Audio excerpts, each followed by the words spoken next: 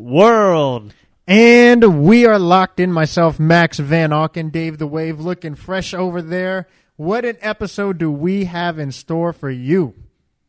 The people. The people have asked for it. They want the main event for Island Fights 51. So, cousin, we're giving it to him right here. Mike Beast Boy Davis.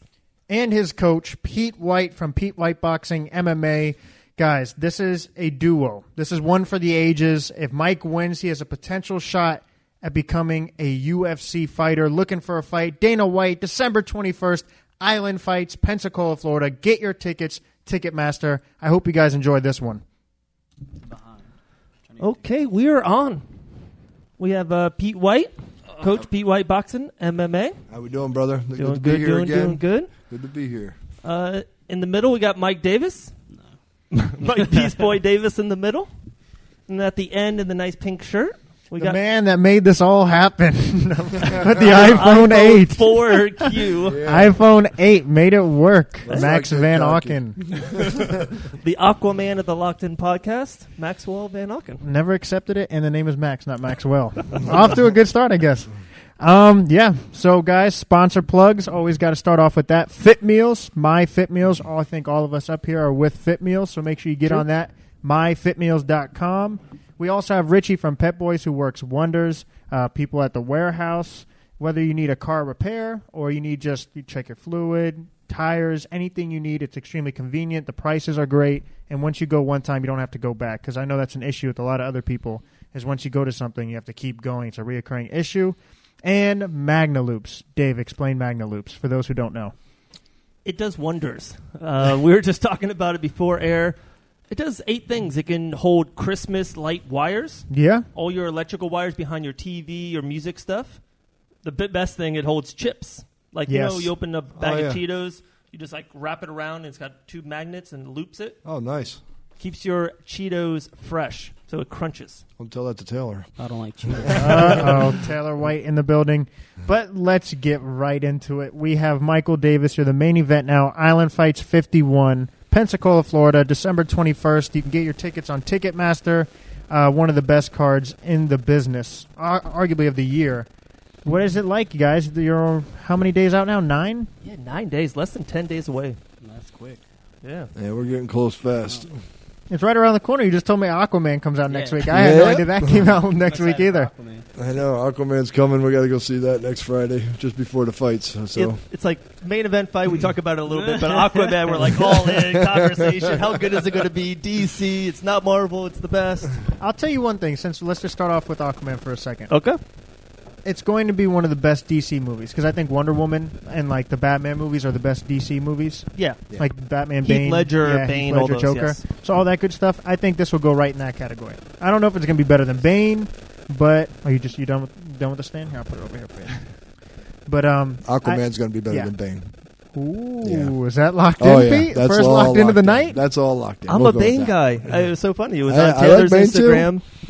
Bane was my favorite Batman movie. Everyone's a Joker, Heath Ledger. That movie is great. The first Batman Begins, was awesome as well. I'm Bane a Bane Batman. I love that movie. That was good. Underrated villain. Oh, I love Bane, but I'm still a Joker guy. Yeah. Come on, Heath Ledger. But anyway, back to what's going on, the best fight card of the year. Something that I just kind of want to talk about, though, is, okay, so you have basketball, you have football, you have golf, soccer, baseball. You can throw tennis in there. I don't think there's anything more important than a fighter-coach mentality before a fight because you're literally going to war. So as a fighter and Pete, as a coach, what is your mentality now that you're 9 days out, and does it change as the fight gets closer?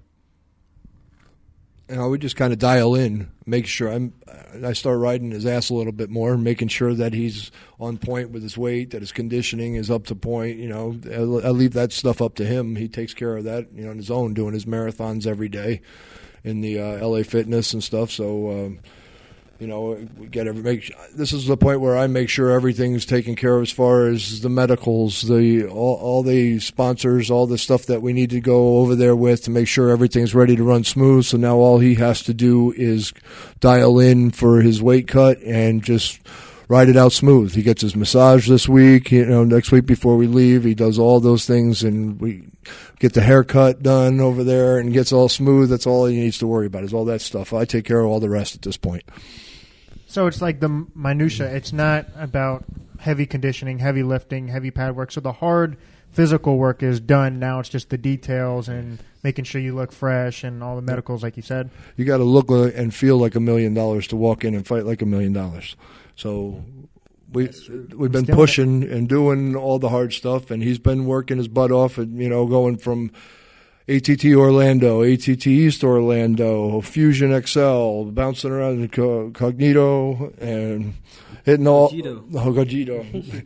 Hitting all these other, everybody, trying to get the top guys, pushing them all over. And tonight we just did a bunch of pad work. We did 5 rounds, me and him and Coach John, and we pushed hard before we came over here. And so now it's pretty much the hard stuff's over with, the sparring and everything. Now it's just now it's all mental and coasting in. How about for you, Mike? So, obviously from a coach's perspective, it's details, but for you as a fighter, is it details also? Is it getting your mind right? Is it like meditation? Is it watching Rick and Morty to get your mind off it? What is your thought process 9 days away? I don't know. I'm honest. It's just another day? Through all this, I kind of just go with it, go with the flow. And I've been doing this since the first fight. My first fight, I was super nervous, and then after that, I was like, why was I nervous about that? It was normal. I go home, I'm alive still. So after that fight, I got so calm that I don't even think about it anymore until I'm literally in the cage. Wow. Yeah.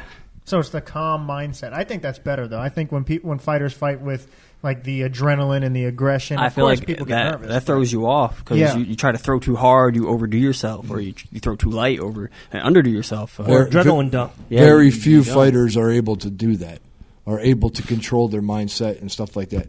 Michael doesn't get himself worked up or get into that position. He's watching Rick and Morty 5 minutes before we're walking into the damn ring or the cage. Or I'm asleep. I mean? Pickle Rick? Yeah, he's taking a nap or trying to find something else to eat or something like that. Or walking around.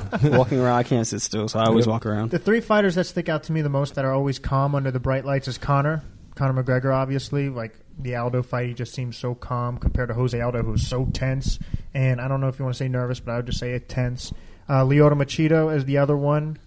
And the third one is Max Holloway. We just saw him compete against Brian Ortega, but he seems so loose, especially being out of the octagon for as long as he was because of the injury and then what happened with the weight cut with Khabib.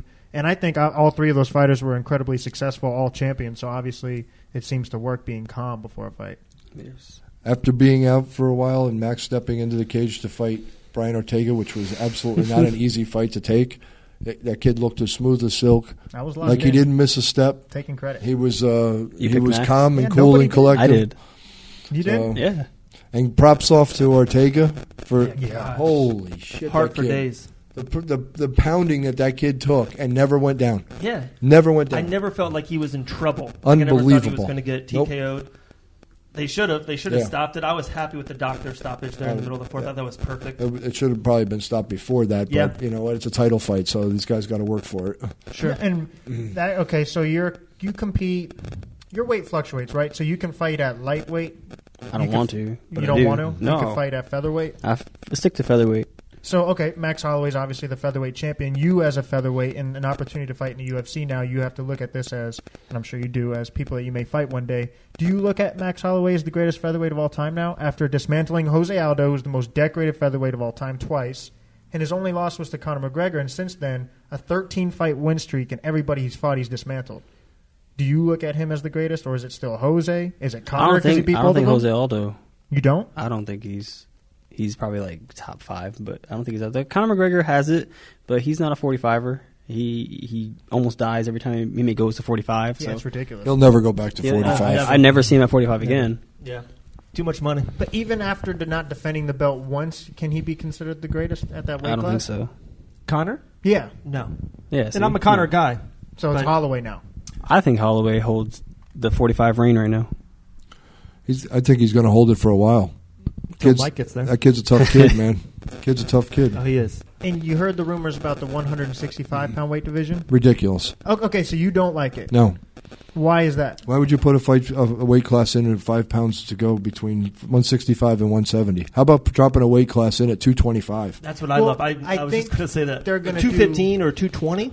That's all it's missing. It goes from 205 all the way. It's crazy. Yeah, there should be a 275 Congo weighing in against 206 pounds. It just doesn't make sense. So take a kid like Alex Nicholson who's in there, and he's going to be fighting now. Right now, he's walking around. By the time he gets done training and everything, he's having a hell of a time trying to stay at 215 or 210, and he's fighting guys 265 that are cutting to 265 that are 300 pounds what the weigh-ins, and he's destroying them. Put him in a 225 weight class, if he's a world champion all day. Yep. I agree, but I get like boxing. I feel like they diluted their product when they have all these different weight divisions. It confuses the consumers. Like the hardcore boxing fans understand it, but somebody who's just walking into Ale House, the hardcore boxing fans can't stand it. Okay, because it's ridiculous. And then you have 10 different titles in each one of these weight classes. And then they have all these cut weights and everything. And then they're putting title fights on cut weight. Get the hell out of here with all that crap. I agree, but you don't think it'd be good to have it every 10 pounds? So you move up 170 to 175, 180 to 185. You got 160, 165, 168, 170, 175. But for UFC, every 10 pounds, wouldn't that help the tweeners, the people who are too big for 145? It would help it with guys having to overcut too much weight and putting too much stress on their body, and I think that would be a good idea. But putting in a weight class at 155, 165, 170, if you're going to put one at 60, switch it to 175 so you can run every 10 pounds. That makes a little bit more sense. But leaving one at 170 and one at 165, that's stupid. Yeah, I think it should be every 10 pounds then. This way it helps the health of the fighters. 75, 85, 95, 205, 225, 265. Because then every 10 pounds you don't have to worry about the health of the fighters. And then sometimes, Conor could have, maybe not now, but back in the day he did make 145. Mm-hmm. But he was just... Listen, when we started him at 145, because he always fought 155, when I told him we're going to 145 the first time we cut down there, I was carrying him. Yeah, and it's happened a couple times. But now that we've got that 145 cut dialed in, he knows how he's got to start that process. He can do it. But I don't want to see him struggle like that ever again. I don't want to see any of these guys struggle like that making these weights going down there. I've carried Anderson Hutchinson. I picked him up off the ground and carried him to the scale to put him on the scale. He was fine. He won his fight the next day. He had the best performance he ever had fighting on World Series of Fighting. But you know what I mean? Why you don't want to see your guy struggle like that. It's too hard, man. No, I agree, and that's part of why I think there should be the 10-pound difference is for the health of the fighters, and I think it'd make it more interesting too, because then you'd see Ben Askren can't fight Khabib if Khabib's at 155. Yeah. Because he can't make that weight, but if it's 165, Askren said he would be interested in competing with Khabib. Sure. Who you think he would do pretty good against Khabib? Oh, I think so. Now that's a debate for another day, but at least you can see that's a whole other thing. Fight. Yeah, but at least we could see those two compete because of that every 10-pound weight class. Yes, so that would be good, and that would change a lot of fights. A lot of guys in a lot of styles and different titles and matchups. Then would fall into that play, but that'd be good. I like it every 10 pounds. I have a question for Mike, and then a saying for. Pete said dialed in like 4 times. It's locked in, Pete. Come on now. Well, we got to change that dialed in to locked in. We got to get that in. Well, I'm not locked into it. Question for Mike. It's so funny. Everything I do every day, every night, 7 o'clock, the first kid goes to bed. 7:40, the next kid goes to bed. 8:15, we put on our show. It's on a time scheduled. The main event, we talked about it off air. The main event's going to go 11:30, 12 o'clock at night. So how is it to get your body? You want your body at the top peak, ready for war. Dana White's in the freaking building. Place is going to be packed. You want to be at your best performance at 12:04 a.m. or 11:37 p.m. It's crazy that the fight will be that night, that late, especially in UFC fights. That's how late they fight. How is it? What are you trying to do to get yourself ready to fight that late at night? Starting to accommodate my workouts to be around that time, after here now, or on days I don't have to be up super early in the morning, I'll go into the gym at this time. I have one in my facility. I'll just go down there and I'll start exhausting my body, and then I'll just pass out right after. But I do. It's just like 11 o'clock, 12 o'clock, and I'll be down there and I'll be working. Yeah, it's like my body's gonna get used to being ready to move at that time period. So being the main event, you're going to come on, like you said, around 11 o'clock over there on that time. That's an hour behind, so that's midnight here. So about 3 weeks ago, I told them, I said, start all your conditioning workout at 10 after 10 o'clock at night. So because when you're the main event, I don't care if it's amateur or whatever, even Taylor. Taylor's in bed by 9 o'clock every night. So she's fighting as co-main event on a show or whatever, and I turn around, and by the time we get there, we're all ready to go to bed already. Yeah. And we're not even up to her fight yet, So... They got to train them. And especially, I think, like at a big event like this, it's going to be long. There's so many fights. There's so many great fights on the card. So there could be a lot of 3-round fights, a lot of decisions. I'll be sleeping. I'll be sleeping during the first few. We'll be still resting and hanging out. There's no sense in sitting there in the arena and getting all worked up and everything. Because when you go in there, it doesn't matter. Your adrenaline gets going a little bit. You're ready to start to go to work and all that. Then kill 5 hours waiting to get into the damn ring. It's a whole nother story, When Dave and I do shows or podcasts, I know Dave and we always rank our podcasts. Be like, okay, that was the best one we've ever done. The content, the way we flowed. For you guys as fighters and as coaches, obviously, Pete, like you shared with us some of your best memories as watching Taylor win or your son win. Where does this rank for you guys? Like, as Mike, as obviously your career, you've had your ups. Where does this rank in your career? And Pete, where does this rank in your career as far as Island Fights 51? The tough one. Rank in my career. Like, is this going to be one of the fights that stands out to you? Because this obviously has a lot on the line. It does, and I don't understand that, and especially right now, it means a lot to me. So I've been really focusing on this one, putting a lot of thought into it, a lot of meditation by myself into this one. Like, just real quick, and then I would think Mike's next 10 fights, this fight, then the next fight, then every next fight is the biggest fight of his life. Like, in a way, like this fight, main event, world title, Dana White in the building, win, championship, UFC, boom. Next fight, UFC 237. Next fight, 242 on the main card. Next one, co-main event. Like, to me, I see nothing but on the top, rise and ascension for Mike. So it's like every next fight is the biggest fight of his life. Like, I can't let one be better than the other. I got to be ready for them all, think of them all the same. And it's a big fight. It's awesome to get a chance at a world title, to fight as a main event on Island Fights, to fight a 5-round fight in front of Dana White, on UFC Fight Pass, in front of millions of people. That's all great, but you know what? When I walk in the building, it's still business as usual. And I don't treat this fight any better or any different or anything than anything else. That's one job we're there to do. We get this job done, and then we move on to the next one. As long as the outcome's okay and my boy walks out of the ring without being injured or hurt or whatever, then that's all I care about. This fight is the big. You know what the big one is on this fight? Is his mom's struggling right now, and this is to help. This one is to win a world title and everything, but to help her right now because she's in a tough spot, and so we try to help her out and get her back on her feet.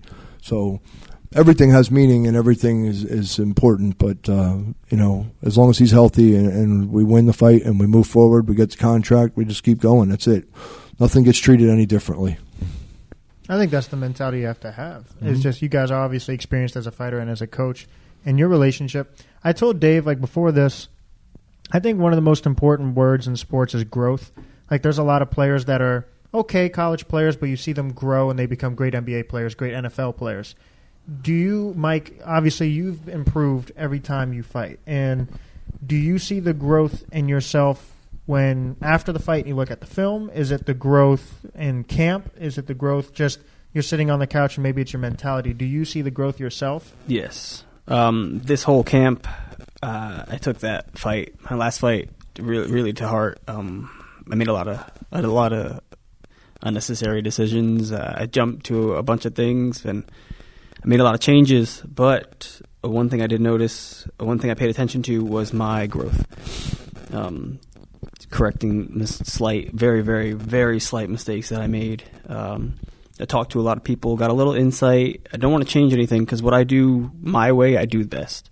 There's no one that can outbox me. There's not going to be any MMA fighter that's going to outbox me. There's not. So my boxing is going to be top of the line. Right. I worked on my grappling.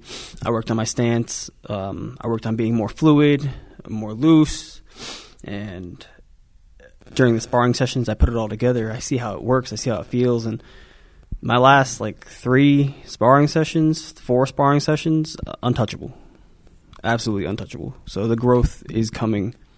You're just ready to show the world. I'm ready to you put it to work with guys that are better grapplers or guys that are better at jiu-jitsu, or guys that are better at just strictly wrestling, or just solid professional boxers, guys like Miguel Cruz, stuff like that. I work with these guys individually, but when you put all of it together, there's nobody that's reminiscent with them. I have no fear in my grappling. There's very few people that out-grapple me. Very few. Black belts and all. So my striking, I have no fear in that either. I'm about to say, so you go into every fight knowing you have the boxing advantage, but then you also feel that you can pretty much out-grapple everybody. Confident. If it goes to the ground, you will not beat me there. That's it. If it stays on the feet, you can get your lucky strike. I don't even remember his name. Sadiq got his lucky strike in, but that was a war. He didn't stop me. I didn't stop him. Right. It was good striking back and forth. But I promise, if it went to the ground, if I had all it together in that day, I think maybe big lights. My first time it came to me. Right. If I put it together as an MMA fighter, I win that fight. In that rematch, I win that fight. Did you see his last performance? Yeah. Not bad. So you're ready to get back at that? Yeah. Oh, for sure. And now, okay, so Pete, from a coach's perspective, you obviously see the game in a different lens than all of us because you've been around the game longer than all of us. You've seen the ups and the downs of everybody.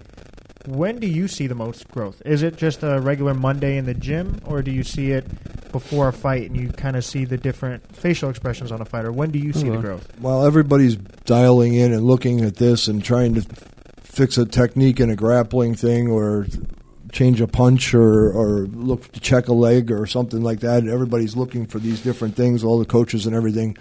I'm looking at his conditioning from the outside, and I'm looking at his mentality, how his mind is. So, I mean, Michael's like my own son, so I know everything he's thinking. I see what's going on in his brain, even though he doesn't like to admit it. That's my job. I know what's going on. When he's struggling with something, when something's bothering him, when he's breaking down or whatever, every fighter does, but that's what I'm looking at.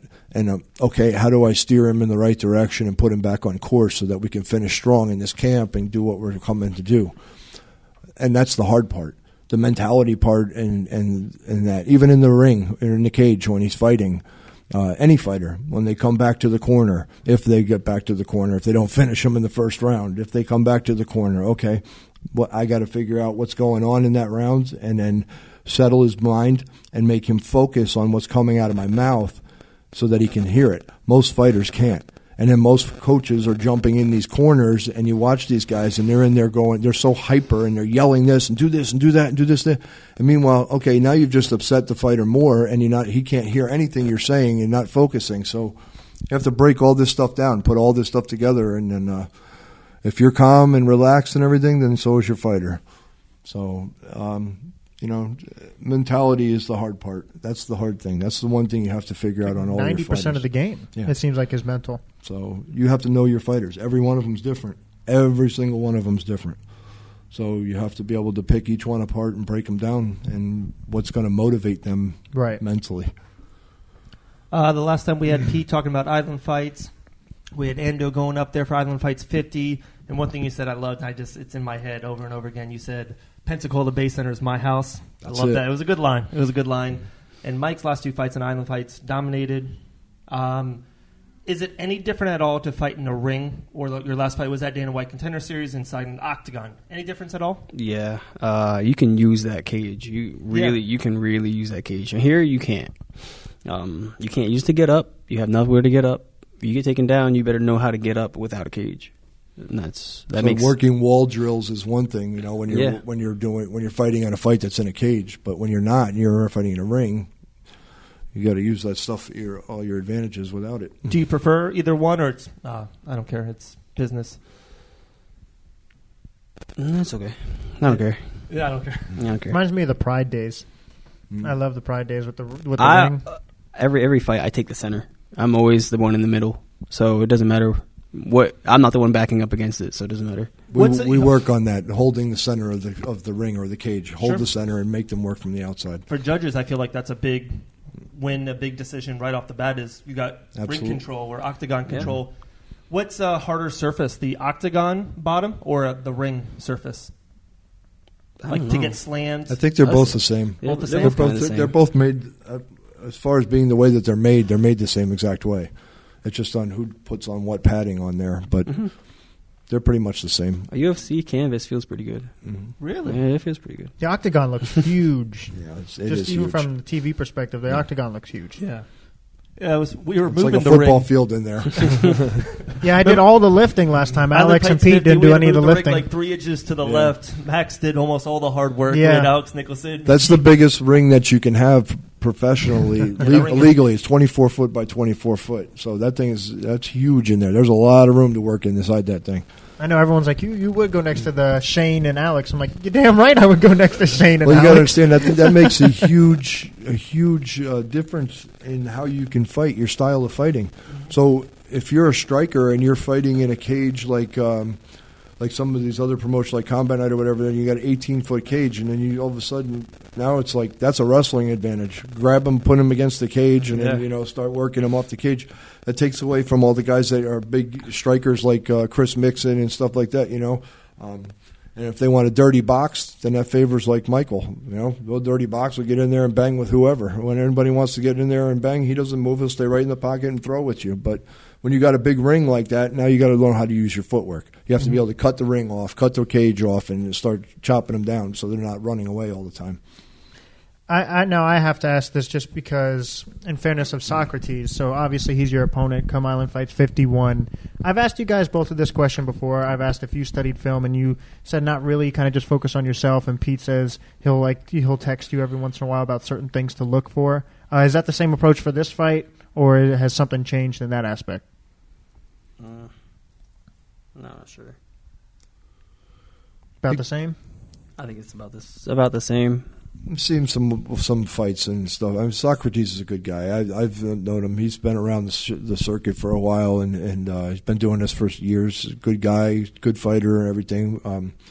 It's hard not to find video on him. He's all over the videos because he's fought for Combat Night and everybody, and Dean up there many a time. So it's there's a lot of video and stuff, and he's a good fighter. It's just.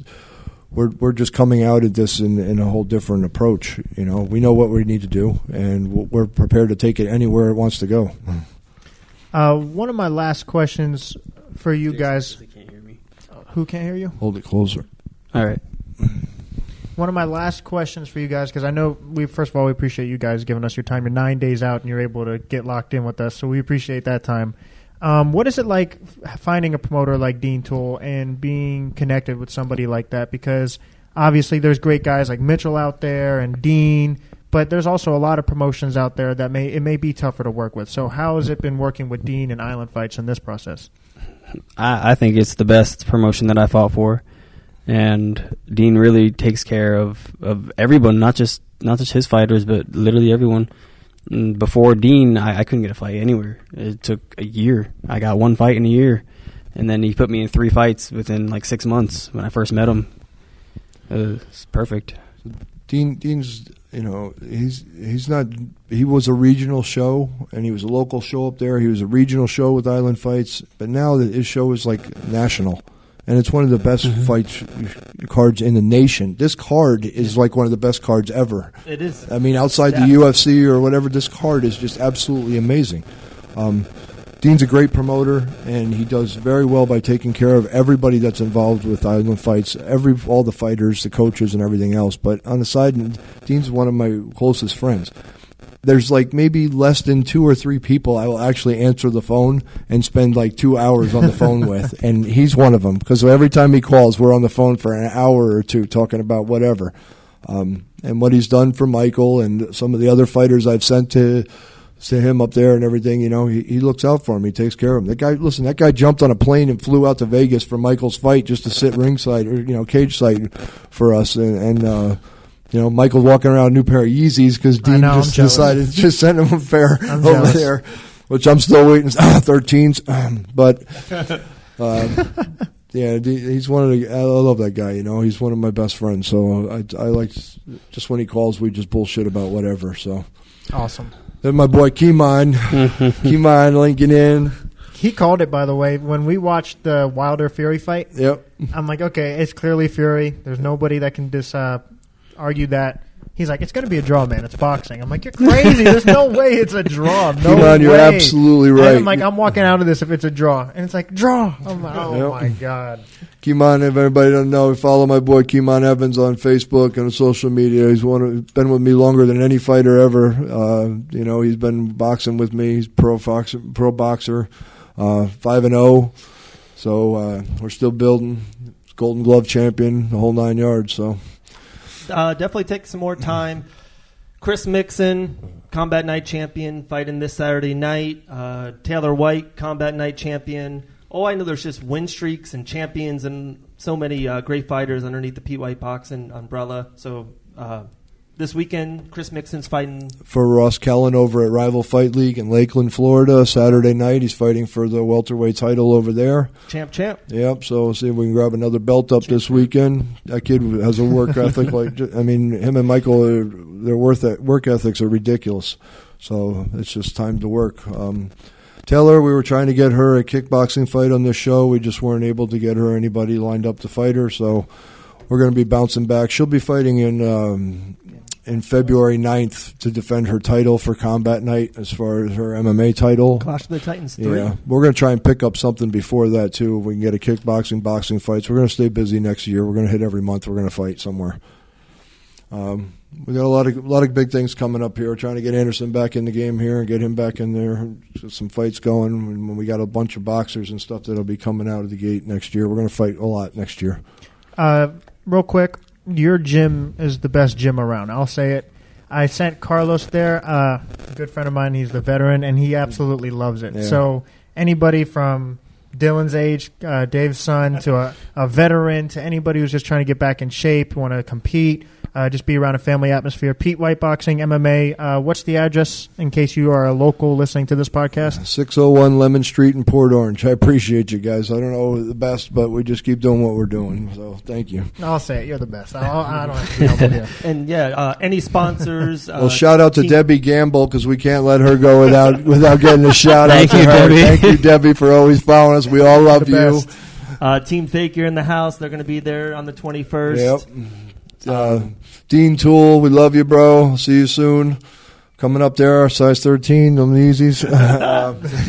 I text him every day, size 12, 12 and a half, whatever you could do today. Yeah. So, but anyway, yeah, so any sponsors, plugs? If not, guys. Missy Richards, thank you very much for helping us out. And do I like kissing girls or boys more? This is a Q&A now? Yeah, Q&A time? Jason, wait, is the man shave face or beard? Jason Garvey, you can better believe that Davis Youssef fight will happen again in the UFC. That'll probably be for a world title. Oh, I'm glad you reminded me. I keep telling you last question, but now that I have you two here, Connor's next opponent, who is it? I don't even know. I don't care. Think he even fights. You don't care? No. You don't think he fights? I don't think I don't Connor's think he needs fun fight to watch anymore. Just stop. Just stop fighting. You don't need to anymore. Sell Whitmer. I closed the book with that note. He's too rich to fight. I think he lost his grit. He lost his... Yep. Shout out to Leo West. The Leo code. Just because you fight somebody that's undefeated, stylistically the worst matchup, I don't think necessarily he lost his grit. I think even in Connor's prime, say he's not in his prime, I don't think he beats Habib. You know what I'm saying? So either way, I think it's stylistically a terrible matchup. If he fights Dustin Poirier, I think he wins. If he fights pretty much anybody They're going to put him against Dustin again? That's like a rumor. They're trying to. Yeah, it's a rumor. But Dustin's a tough kid now, and he's on a thing. Like I said before, everybody talks about Conor McGregor. On the way up, he was killing everybody. You couldn't stop him. But once you're a fighter and you get to that top level up there, you've made that $100 million and all that stuff. Look how he came out against Khabib. Looked like he didn't even train a full camp for that. And I'm a huge Conor McGregor fan, so I don't try to slam him. But all fighters, it seems, they get to that same way. The only person that I've ever seen that's never acted that way is Floyd Mayweather. Yeah. You know what I mean? The guy's made $1 billion in his career, and he's still training 100% for every fight. And I'm not a big Floyd fan, but I'll give the man his props when it's due. Yeah, Max, when we get 100 million for doing the podcast from Fox, we're not going to ask as great as questions as we do. It's just, it's a thing. 100 million will change a man. 100 million locked in. That will change a Well, man. I'll be willing to accept that challenge when it comes. So, but anyway, guys, thank you for listening. This podcast is available on all podcast platforms: iHeartRadio, Spotify, Stitcher Radio. We have all iPhones up here. If you have an iPhone 8, credit to you. Locked in. Better Apple Podcast. iPhone 10 QRS Max doesn't work on Facebook Live, It but doesn't. Max has like an iPhone 4 digital, dial-up internet. Perfect Facebook Live. So Max, great job with the phone. iPhone 8. It came in a shiny box. Anyway, guys, like He has another always. question. We have a question. Yeah. Question for We Pete. hope- What's up, Andrew? We got one? So people who don't know Andrew, he's a great fighter. I went to the military now, and he's back. I don't know for how long. Well, thank you for your service, first of all. Very, Yes, sir. very, very good fighter. I used to train with him up at Henzo Gracie in Latham, Nice. and he's extremely good. Everyone at that school is great. So, Andrew, go ahead with your question. The Golden Biscuit Restaurant down in New Smyrna Beach, too. Thank you for your contribution to Of helping course. our team here for next week. Got a question right there? That's Kimon. Kimon over there with the questions. Oh, man. Thank you, Debbie. Debbie's the best.